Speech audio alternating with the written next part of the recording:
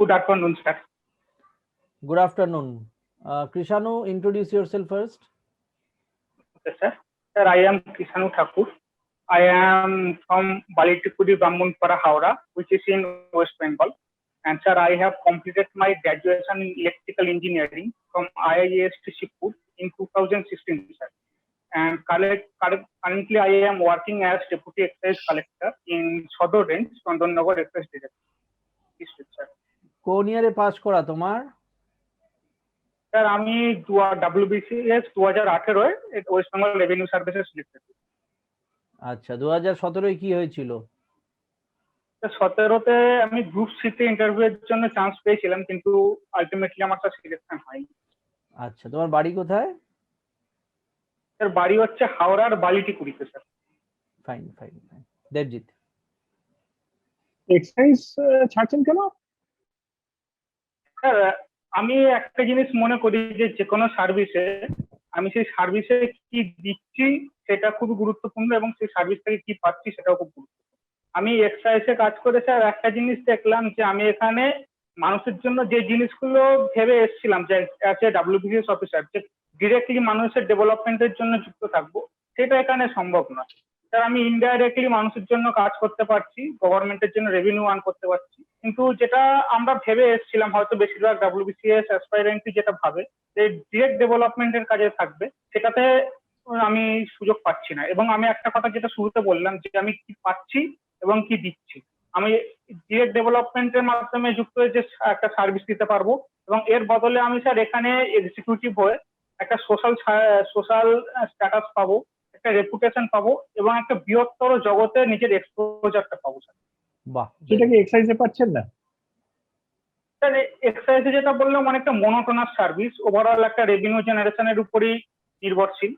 এবং যেটা এক্সিকিউটিভের ক্ষেত্রে স্যার আজকে আমি হেলথ ডিপার্টমেন্টেও সেক্রেটারি হিসেবে সার্ভ করতে পারি, কালকে ফিনান্সেও যেতে পারি, পোস্টও আবার ট্রান্সপোর্টও যেতে পারি, মানে একটা বৃহত্তর জগৎ আমার জন্য উন্মোচিত হয়ে যাবে। রেড করছেন? রেড করেছেন? হ্যাঁ স্যার, রেড তো যেহেতু হ্যাঁ স্যার, যেহেতু আমি হুগলিতে আছি এবং হুগলিতে যে ইললিগাল যে লিকার তার মাত্রাটা অনেকটাই বেশি, হয়তো পশ্চিমবঙ্গে সব থেকে বেশি, তাই স্যার আমাকে রোজই রেড করতে হয়, হয়তো দিনে দুবার করেও করতে হয় স্যার। কটা আফিং ক্ষেত আপনি নষ্ট করেছেন, ধ্বংস করেছেন? স্যার আজ পর্যন্ত NDPS এ আফিম ক্ষেতের কেস একটাই হয়েছে স্যার, এটা শ্রীরামপুরের দিকে হয়েছিল। কিরকম ওর সম্বন্ধে বলুন, কিভাবে করলেন, কিভাবে ইনফরমেশন পেলেন, কি করলেন? হ্যাঁ স্যার, স্যার ইনফরমেশনটা এসেছিল আমাদের সুপারিনটেন্ডেন্ট স্যারের কাছে, যে শ্রীরামপুরের একটা জায়গা আছে, ওখানে হচ্ছে বিশাল একটা জায়গাটা মোটামুটি 2-3খানা প্লট নিয়ে আফিম ক্ষেত করা হয়েছে, কিন্তু জিনিসটা করা হয়েছিল এরকম না যে টানা আফিম চাষ করা হয়েছিল, হয়তো টমেটো গাছের মধ্যে কিছুটা, তারপরে হচ্ছে ছোট ছোট অন্যান্য ফুল গাছের মধ্যে কিছুটা, এরকম জিনিসটা মানে আলাদা আলাদা জায়গায় অল্প অল্প করে জিনিসটা চাষ করা হয়েছিল। তো ইনফরমেশনের মাধ্যমে আমরা সেটা জানতে পেরেছিলাম। তো যথারীতি আমরা এবং শ্রীরামপুরের টিম সেই স্থানে গিয়ে পৌঁছাই 12টা নাগাদ, গিয়ে দেখি হ্যাঁ ইনফরমেশন ঠিক, চারিদিকে ওরকম পোস্ত গাছ রয়েছে। তো আমরা সেগুলোকে আমাদের স্টাফদের দিয়ে ভাঙানো শুরু করি স্যার। পুরো গাছগুলো, যেহেতু একটা জিনিস দেখলাম আমি যে পোস্ত গাছ খুবই শিকড় নরম হয়, একটু টানলে সহজে উঠে যাচ্ছে, তো সেগুলোকে টেনে টেনে টেনে সব এক জায়গায় জড়ো করা হলো। করতে করতে যেহেতু 2-3খানা প্লট ছিল, একটু সময় লেগে গেল, বিকেল হয়ে গেল। তো হ্যাঁ, তো স্যার আমি যেটা বলছিলাম যে ও যেহেতু অনেকটা 2-3খানা প্লট নিয়ে জায়গাটা ছিল, তো সেটা পুরোপুরি তুলতে তুলতে বিকেল হয়ে গেছিল, এবং সেখানকার যিনি আমাদের BLRO অফিসেও যোগাযোগ করা হলো, আরো ম্যাডাম এসেছিলেন, ওনার থেকে আমরা সেই জমিটার পর্চা, প্লট নাম্বার এগুলো জানার চেষ্টা করি, যাতে ভবিষ্যতে আমরা আগে এগিয়ে নিয়ে যেতে পারি। তো সেই সময় উনি সেগুলো দিতে পারেননি, কারণ সেদিন তো ওনার অন্যান্য স্টাফেরা ছিল না। তো পরে উনি একদিন 2-3 দিন পরে গিয়ে উনি ওইগুলোকে আমাদের জোগাড় করে দিয়েছিলেন। তো যাই হোক স্যার, ওখান থেকে আমরা তারপরে স্যাম্পেল কিছুটা কালেক্ট করি, করে বাকি পোস্টগুলো আমরা স্যার ডিস্ট্রয় করি, আগুনের মাধ্যমে জ্বালিয়ে আমরা ডিস্ট্রয় করি, এবং তারপরে স্যার ওই স্যাম্পেল গুলো নিয়ে পরের দিন স্যার স্পেশাল কোর্টে কেসটা তোলা হয়, যেটা আমার IC করেছিল। জমির মালিককে কি করলেন? জমির মালিককে পরে নোটিশ দেওয়া হয়েছে, যিনি উনি নোটিশ দিয়েছিলেন। আপনার এই ইয়েতে, এই যে আপনারা যে সমস্ত এই যে রেড যেগুলো করতে হয়, যে ওপিয়াম কাল্টিভেশনের উপর নজর রাখতে হয়, তো এতে আপনার কখনো মনে হয়নি যে let us do something innovative in this arena? একটু ড্রোন দিয়ে চালানো, স্যাটেলাইট ম্যাপিং করানো, হ্যাঁ স্যার, জিওস্পেশিয়াল ম্যাপিং করানো। এটা স্যার আমাদের যে নতুন বলতে আমাদের এর মধ্যে আলোচনা হচ্ছে এই জিনিসটা, যে ড্রোনের একটা যে ইমপ্লিমেন্টেশন। নর্মালি আমাদের স্যার অফিস খুব একটা হয় না, এই একটাই হলো এবং হুগলিতে অনেকদিন পরে হলো। কিন্তু আমাদের এখানে ভাটি থাকে এবং ভাটির মাধ্যমে যে এফ ওয়াশ, যে ফার্মেন্টেড ওয়াশ তৈরি হয়, সেগুলো এরা পুকুর নদী এসব জায়গাটা লুকিয়ে রাখে এবং সেগুলো খুঁজে বার করতে খুবই প্রবলেম হয়। এই জন্য আমাদের স্যার অফিসে কথা চলছে যদি কোনো রকম ভাবে একটা ড্রোনের ইমপ্লিমেন্টেশন করা যায়, যেটা রেঞ্জ ভালো থাকবে এবং তার মধ্যে সব থেকে বড় জিনিস যেটা দরকার, যে নাইট ভিশন থাকবে স্যার, যাতে আমরা রাত্রিরে ওদের যে মুভমেন্ট সেগুলো দেখতে পারি, তাহলে খুবই সুবিধা হবে। এই নিয়ে স্যার আমাদের আলোচনা চলছে। আচ্ছা, এখানে আপনার ডিউটি আওয়ার্স কিরকম? স্যার ডিউটি আওয়ার্স তো এক্সাইজ যেহেতু একটা এমার্জেন্সি সার্ভিস, কোনো রকম নর্মাল ডিউটি আওয়ার্স থাকে না। আমার আজকে যেমন শনিবার, আমি আজকে অফিসে আসতে হয়েছে আমাকে। এবং ইলেকশন ডিউটি পড়েছিল? না স্যার, আমাদের ইলেকশন ডিউটি সেরকম আসে না স্যার। ওইরূপ। কৃষাণু, যেটা আমাকে একটা কথা বলো, যে এনডিপিএস অ্যাক্ট কে ড্রাকোনিয়ান অ্যাক্ট কেন বলা হয়? আচ্ছা, এটাকে ড্রেকোনিয়ান অ্যাক্ট বলা হয় কারণ আমরা আজকে যে বি অ্যাক্ট নিয়ে কাজ করি, ওটা অনেকটাই স্যার বলতে গেলে স্লাইড, যে এখান থেকে সহজে বেল পাওয়া যাবে এবং সহজে খুব তাড়াতাড়ি যেটা বললাম জামিন পাওয়া যেতে পারে, এবং এর যে ধারাগুলো সেগুলো খুব একটা করা নয়। কিন্তু স্যার যেটা আপনি বললেন ড্রাকোনিয়ান অ্যাক্ট বলা হয় এনডিপিএস কে, কারণ এর শুরু থেকে এর ধারাগুলো খুবই কঠিন এবং এটা নন বেলেবল থাকে এবং কমার্শিয়াল কোয়ান্টিটি হলে এর শাস্তি 20 বছর বেশিও হতে রিসেন্টলি পারে। একটা, মানে হ্যাঁ রিসেন্টলি বুঝতে পেরেছি, রিসেন্টলি এনডিপিএস অ্যাক্ট রিলেটেড একটা জাজমেন্ট বেরিয়েছে, যেখানে পাবলিক প্লেস কোনটা আর প্রাইভেট প্লেস কোনটা একটা সেকশনে একটা এ করা আছে, জানা আছে এটা? একদম রিসেন্ট না জাজমেন্ট। স্যার, আমার ডিটেলস এর ব্যাপারে জানা নেই। আচ্ছা ঠিক আছে। আচ্ছা, এই 4Q লাইসেন্স নিয়ে অনেক কিছু হলেই, এই জিনিসটা কি 4Q licence? Sir mainly 4Q হচ্ছে আরসিবির উপরে দেওয়া হয় স্যার। যে কোনো যে বর্তমানে স্যার আমাদের যতগুলো লাইসেন্স দেওয়া হচ্ছে আরসিবির উপরেই দেওয়া হচ্ছে। এটা যে আগের যেগুলো অনসব সব ছিল সেগুলো বন্ধ রয়েছে। এই রিলেটেডই স্যার একটা 4Q লাইসেন্স দেওয়া হচ্ছে। এটা নিয়ে বিভিন্ন রকম অনেক একটু মানে কি বলবো, একটু পছন্দ না করেও না, কারণ হচ্ছে এর জন্য যে চার্জ গুলো অনেকটাই বেশি থাকে। কিন্তু স্যার যেহেতু একটা লিকার, এটা একটা রেস্ট্রিক্টেড আইটেম, সরকারের পক্ষ থেকে এটা দেখা হয় যেন এর উপরে যে ট্যাক্স গুলো বা এর সার্ভিস চার্জ গুলো একটু বেশি থাকে, যাতে কম লোক এদিকে আসবে। আচ্ছা, লিকারের উপর কি জিএসটি চাপানো উচিত? স্যার এক্ষুনি হয়তো জিএসটি চাপানো উচিত না, কারণ যেটা আমি এক্ষুনি বললাম, লিকার একটা রেস্ট্রিক্টেড আইটেম এবং পশ্চিমবঙ্গ সরকার লিকারের উপর ভালো মাত্রাতেই ট্যাক্স চাপিয়ে রেখেছে। এবং আমরা জানি যে জিএসটি নির্দিষ্ট কিছু স্ল্যাব রয়েছে এবং জিএসটি চাপালে সেগুলো সেই স্ল্যাবেই চলে যাবে এবং এর উপরে ট্যাক্সটা অনেকটাই কমে যাবে এবং লোক এর প্রতি বেশি আগ্রহী হয়ে পড়বে। তো আমার মতে এক্ষুনি এটাকে জিএসটির মধ্যে অন্তর্ভুক্তিকরণ নাই। আচ্ছা, লাস্ট একটা কোয়েশ্চেন জিজ্ঞেস করছি, যে হুজ অ্যাটিটি মানে প্রবলেম ক্রিয়েট করে। So suppose you are posted in some subdivision as an executive magistrate, আর সেইখানে একটা খুব বড় মাপের হুজ ট্র্যাজেডি হলো, thereby creating huge law and order problem, মানে অনেকে মারা গেছে এবং একটা রায়োটিং পরিস্থিতি, which is also going taking an undue communal angle, which is very unfortunate. So কি immediate steps নিতে হবে so that the situation doesn't get out of hand and peace and tranquility is restored again? তো আপনি as an আধিকারিক, you can think of it as a subdivisional magistrate, যে আপনি কি উপায় নেবেন বা কি স্টেপস নেবেন যেটা যাতে অ্যাভয়েড করা যায়। আচ্ছা, যেটা আপনি বললেন যে রাইটের কথা, কমিউনাল রাইট, আমি দুটো জিনিস দেখেছি খুবই এখানে যে কোনো রাইট গুরুত্ব পায়। একটা হচ্ছে সোশ্যাল গ্যাদারিং আর একটা হচ্ছে ফেক নিউজ। তো সবার প্রথমে আমাদের সোশ্যাল গ্যাদারিংটাকে যেভাবেই কোনোভাবেই হোক আটকাতে হবে। আমি এক্সারসাইজে কাজ করে একটা জিনিস শিখেছি, যে আমাদের যখনই বিভিন্ন রকম রেডে যেতে হয়, কোনো রকম গ্যাদারিং হয়, আমরা সেই রেটটাকে আগে ডিসঅর্ডার করে দিই। এখানে কেন কি দরকার, বাড়িতে কাজ নেই বলে জিনিসটাকে ছড়িয়ে দিই, যাতে তারা এক জায়গায় জমা করে কিছু প্ল্যান না করতে পারে। কিন্তু এখানে অলরেডি হিউজ গ্যাদারিং হয়েছে, কারণ হ্যাঁ, ডেড বডি পড়ে আছে, তো গ্যাদারিং তো হবেই। আর ফেক নিউজও ছড়িয়েছে, দুটোই ছড়িয়েছে, ফেক নিউজও ছড়িয়েছে। সেক্ষেত্রে স্যার আগে এগুলোকে প্রিভেন্টিভটা দেখতে হবে যেন আর না হয়। 140 করতে হবে স্যার সিআরপিসিতে, যাতে হচ্ছে লোকের গ্যাদারিংটা আর যাতে না হয়। যেটা আমাদের লস হয়ে গেছে সেটা তো কিছু করার নেই, এরপরে বাকিটা যেন না হয় সেটা দেখতে হবে। এবং ফেক নিউজের জন্য যেটা আগেও পশ্চিমবঙ্গ সরকার করেছিল, internet connection for temporary period বন্ধ করে দিতে হবে। এবং এই দুটোর পরে হচ্ছে পেট্রোলিং, লোককে মাইকিং এর মাধ্যমে শান্ত করা, এই এবং হচ্ছে যাতে কারোর কোনো রকম অসুবিধা না হয়, ত্রাণ ওষুধ এগুলোর দিকে একটু নজর রাখতে হবে। এবং এভাবে আস্তে আস্তে সিচুয়েশন নর্মালাইজ হয়ে যাবে। আচ্ছা কৃষাণু, তোমার এই যে সিভিল সার্ভিসে তোমার কি মনে হয়, মানে স্পেশালিস্ট একটা দরকার নাকি জেনারেলিস্ট দরকার, কোনটা বেটার? স্যার এক্ষেত্রে আমি একটা কথাই বলবো, আমি একজন ইঞ্জিনিয়ারিং গ্র্যাজুয়েট এবং এখন পর্যন্ত আমার ইঞ্জিনিয়ারিং এর জ্ঞান সেরকম ভাবে কোথাও কাজে লাগাতে পারিনি। এবং আশা করি আমি ঠিকঠাক ভাবেই কাজ করছি এখন পর্যন্ত।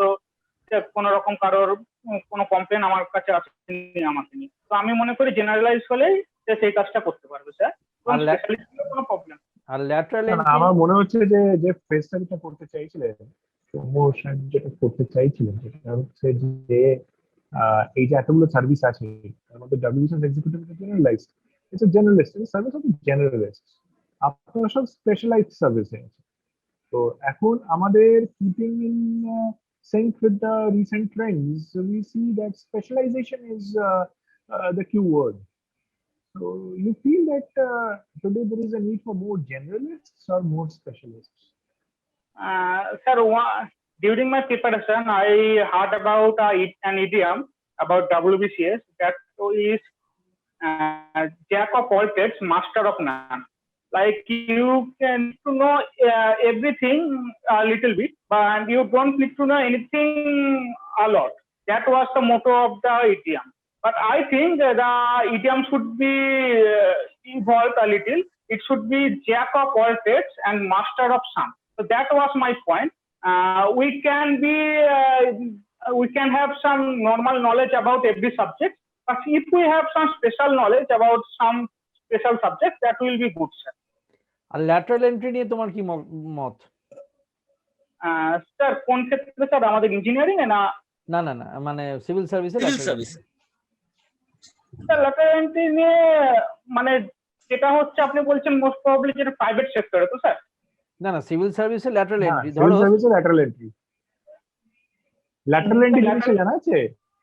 না স্যার, জিনিসটা আমার কাছে ক্লিয়ার। ল্যাটারাল এন্ট্রি হচ্ছে যে ধরো এই কিছুদিন আগে একটা মোদি গভর্নমেন্ট যেরকম একটা বার করেছিল যে from private sector directly to the rank of joint secretary instead of rising from the ranks, directly একজন বাইরে থেকে সে জয়েন্ট সেক্রেটারি হয়ে গেল, সর্ট অফ ল্যাটারাল এন্ট্রি। হ্যাঁ স্যার, আমি বুঝতে পেরেছি ওটা। স্যার আমার মতে ল্যাটারাল এন্ট্রি একটা যদি করতেই হয় সেটা করা উচিত তাদেরকে। আমরা যেরকম একটা কঠিন পরীক্ষা দিয়ে এই জায়গায় আসছি, তাদেরও সামনে একটা পরীক্ষার ব্যবস্থা করা উচিত। শুধুমাত্র তাদের ভালো জায়গায় তারা কাজ করেছে, অনেকদিন ধরে কাজ করেছে বলেই যে তাদেরকে এই জায়গা দেওয়া হলো। কারণ স্যার কর্পোরেট ওয়ার্ল্ড আর গভর্নমেন্ট ওয়ার্ল্ডের মধ্যে অনেকটাই তফাৎ আছে, মানুষের চিন্তা ভাবনা থেকে শুরু করে মানুষের কাজের ভঙ্গিমার মধ্যে। তো আমার মনে হয় তাদেরকে একটা ওয়েল অ্যান্ড ইকুইপড এক্সামের প্রসেসের মধ্যে দিয়ে নিয়ে যাওয়া উচিত, এবং তারা যদি তাতে পাস করতে পারে তারা অবশ্যই এখানে। আচ্ছা, শ্রীরামপুরে আপনাদের একটা ইয়ে আছে না, একটা বেঙ্গল ডিস্টিলারি বলে একটা ইউনিট আছে না গঙ্গার ধারে? আচ্ছা, মিসার্স Bengal wine sir. Bengal wines আগে সমালের ছিল, তারপরে ইউনাইটেড ব্রুয়ারিজ বলে। ভদ্রকালীতে আছে না ওটা? হ্যাঁ স্যার, ওটা স্যার কোল এরিয়ার উপরে রয়েছে, কোল কমপ্লেক্স যেটা রয়েছে ওখানে রয়েছে। না না, ডানকুনি নয়, আমি বলছি ভদ্রকালী দিকে, উত্তরপাড়া। হ্যাঁ স্যার, ওই জায়গাটায় কোল কমপ্লেক্সের উপরে ওটা পড়ছে স্যার, পুরোপুরি ভদ্রকালীর উপরে না, ওই কোল কমপ্লেক্স এরিয়ার মধ্যে ওটা পড়ছে, মিসার্স বেঙ্গল ওয়াইন। আচ্ছা, গ্যাসিফিকেশন অফ কোল জিনিসটা কি বলো তো? Gasification of coal, sir sorry sir, এই টার্মটা আমি শিওর নই স্যার। আচ্ছা, coal bed methane. Coal bed methane মানে মোস্ট প্রবাবলি স্যার কোলের যে মাইন থেকে যে মিথেন পাওয়া যাচ্ছে ওটাকে বলা হচ্ছে। আচ্ছা, আর্টিফিশিয়াল ইন্টেলিজেন্সের কি ইউটিলাইজেশন হতে পারে তোমাদের সার্ভিসে, একটু বলো দেখি এক্সাইজে। স্যার আমাদের সার্ভিস যেটা এক্সাইজে আমি রয়েছি সেটা অনেকটাই বর্তমানে আর্টিফিশিয়াল ইন্টেলিজেন্সের উপরে নির্ভরশীল। কারণ আমাদের মধুশালা পোর্টাল থেকে শুরু করে আমাদের যে ডিএসি দের যে পোর্টালে কাজ করতে হয়, ই আবগারি, পুরোটাই এখন স্যার একটা ভার্চুয়াল ওয়ার্ল্ডের মাধ্যমে কানেক্টেড রয়েছে এবং তার মাধ্যমে জিনিসটা দেখা হচ্ছে এবং এর ফলে কাজটা খুবই সোজা হয়ে গেছে। তো এটা আমি মনে করি যে এই না, এটা তো ই গভর্নেন্স এর তুমি কনসেপ্ট বলছো, আর্টিফিশিয়াল ইন্টেলিজেন্স এখানে কোথায় কাজে লাগছে? স্যার এগুলোতে যে আমাদের ওয়েবসাইট রয়েছে, তারপরে যে পোর্টাল গুলো রয়েছে, এগুলো তো পুরোপুরি আর্টিফিশিয়াল ইন্টেলিজেন্সের উপরে নির্ভর করে। তাই নাকি? আচ্ছা, স্যার মেনলি তো এগুলো নিউজ পেপার পড়ো? এআই এত অ্যাডভান্স লেভেলে আপনাদের ওখানে ইউজ হচ্ছে এক্সাইজে? সরি স্যার, আই কান্ট এত অ্যাডভান্স লেভেলে এআই? হ্যাঁ স্যার এগুলো তো যে আর্টিফিশিয়াল ইন্টেলিজেন্স আপনাদের ওখানে, আপনাদের এক্সাইজের ডিপার্টমেন্টের যে ওয়েবসাইট গুলো আছে, তাতে are you sure this websites are based on AI? হ্যাঁ স্যার নিশ্চয়ই, যে কোনো জায়গাতে আমাদের উন্নয়নের তো জায়গা থাকেই। আচ্ছা, what is AI? Sir AI হচ্ছে আর্টিফিশিয়াল ইন্টেলিজেন্স, যেটা হচ্ছে আমাদের যে বুদ্ধিমত্তা যেটা রয়েছে, যেটা আমাদের একটা ন্যাচারাল, সেটা হচ্ছে পুরোপুরি একটা আর্টিফিশিয়াল ভাবে তৈরি করা। সেটা আমাদের কম্পিউটার থেকে শুরু করে বিভিন্ন সফটওয়্যার, বিভিন্ন মোবাইল, সবার মধ্যে একটা এআই থাকে স্যার। আচ্ছা, ইমোশনাল ইন্টেলিজেন্স কি বলতে পারো? হোয়াট ইজ ইআই?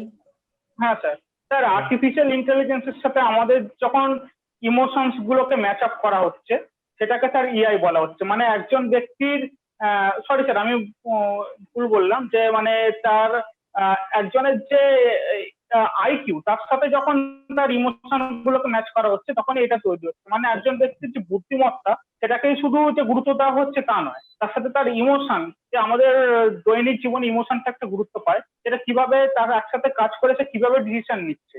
মানে আমি উদাহরণ হিসাবে বলতে পারি স্যার, একজনের হয়তো বুদ্ধি খুবই বেশি রয়েছে, কিন্তু সে অল্পতেই রেগে যায়, সেক্ষেত্রে তার আইকিউ বেশি হলে ইকিউ খুবই কম। তোমার বাড়ি কোথায় কৃষাণু? স্যার আমার বাড়ি হচ্ছে হাওড়ার বালিটিপুরিতে। আচ্ছা, হাওড়া জেলার ডেনসিটি বলতে পারো, পপুলেশন ডেনসিটি? হ্যাঁ স্যার, হাওড়া জেলার পপুলেশন ডেনসিটি 3306 জন প্রতি square kilometre. Female literacy rate? হ্যাঁ স্যার, ফিমেল লিটারেসির রেট হচ্ছে 79.73%। 79.73। আচ্ছা, হিউম্যান ডেভেলপমেন্ট ইন্ডেক্স কিভাবে তৈরি হয় বলো তো? স্যার হিউম্যান ডেভেলপমেন্ট ইন্ডেক্সে কিছু কিছু জিনিস গুরুত্ব পায়, যেমন হচ্ছে মানুষের যে লাইফ স্প্যান, সেটা, তারপরে মানুষের যে স্বাস্থ্য ব্যবস্থা, মানুষের যে একটা গ্রস ইনকাম, এগুলোকে স্যার বিভিন্ন ভাবে ফ্যাক্টরাইজ করে একটা ইন্ডেক্স তৈরি হয়, যেটার মান 0 থেকে 1-এর মধ্যে থাকে। এভাবেই স্যার হিউম্যান ডেভেলপমেন্ট ইন্ডেক্স তৈরি হয়। লাস্ট কোশ্চেন, পঞ্চায়েতি রাজ ইনস্টিটিউশনসে মানে ওমেনদের রিজার্ভেশন কি তুমি সমর্থন করো? হ্যাঁ স্যার, অবশ্যই ওমেনদের কেন? রিজার্ভেশন সমর্থন করি। কেন? কারণ স্যার এখনো আমাদের দেশের বিভিন্ন পার্টে একটা জিনিস দেখা যাচ্ছে, যে পশ্চিমবঙ্গের থেকেও যে ওমেন ডিসক্রিমিনেশন অনেকটাই বেশি। উদাহরণস্বরূপ আমরা পশ্চিম ভারতের এবং উত্তর ভারতের রাজ্যগুলোর কথা বলতে পারি, এমনকি হরিয়ানাতে যেখানে সেক্স রেশিও 877, অনেকটাই কম। এসব জায়গায় যদি প্রপার যে তাদের রিজার্ভেশন না থাকে, তাহলে মহিলাদের সংখ্যা পঞ্চায়েতে বাড়বে না এবং তাদের জন্য সেরকম কাজ হতে পারে। তোমাদের ডাইরেক্টরেটে মহিলাদের রিপ্রেজেন্টেশন কত পার্সেন্ট?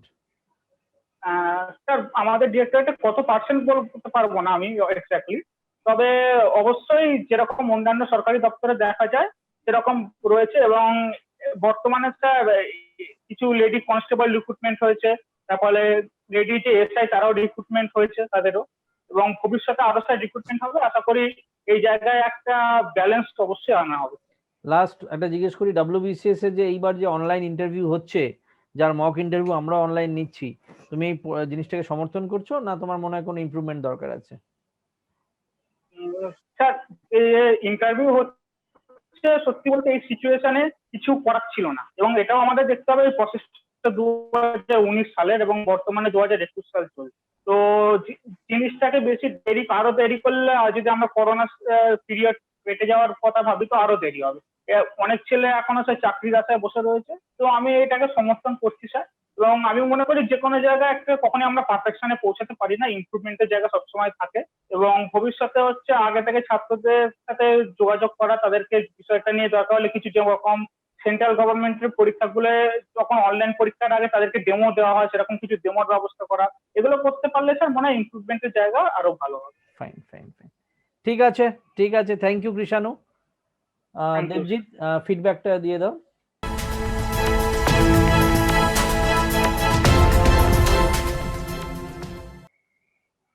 খুবই ভালো, আমার তো বেশ ভালোই লাগলো, কিন্তু একটাই জিনিস খালি প্রশ্ন, যখন আপনাকে if you are not sure about anything Yes, sir. Don't answer, মানে আহ, Okay.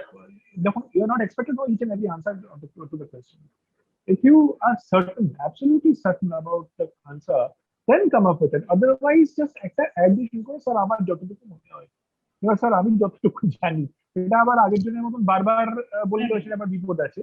তো এবার আপনি একটু জিজ্ঞেস করবেন, স্যার আমি এইটুকুই জানি স্যার, ব্যাস এইটা। Otherwise, everything is fine. Already তুমি গ্রুপে সার্ভিসেসে আছো, সুতরাং নতুন করে বলার কিছু নেই, সবই ঠিক আছে। তোমাকে যেটা গ্রিল করতে পারে সেটা হচ্ছে এক্সারসাইজ থেকে কেন তুমি সিভিল সার্ভিসে আসছো, এটা একটা হতে পারে। তবে এটা হ্যাঁ, স্যার, এটাই obviously বলবো যে ওখানে যেটা আমাদের স্কিম ইমপ্লিমেন্টের জায়গাটা, যে না ইনডাইরেক্ট না, হয়ে অত যাচ্ছে অনেক। স্কিম ইমপ্লিমেন্টেশনের জিনিসপত্র বলে ওটা সেকেন্ডারি রাখো, প্রাইমারিতে রাখো স্যার বেটার প্রসপেক্ট। ওকে। আর যেটা ও বলছিল যে না জানলে বলো না, হ্যাঁ, মানে স্মার্টলি ভুলভাল বলে যাওয়ার কোনো মানে হয় না। ওকে। ঠিক আছে তাহলে।